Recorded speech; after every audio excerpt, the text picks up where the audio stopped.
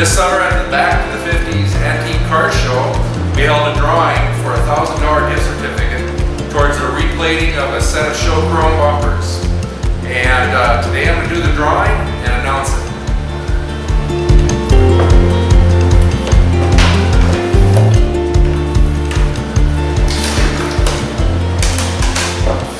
We had a lot of entries this year. Thousands of people visited our booth. It was quite the show.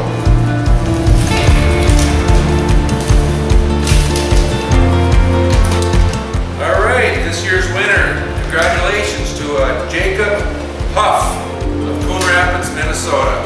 Jacob, you can look forward to my phone call and let you know you won. Congratulations, Jacob. You're gonna like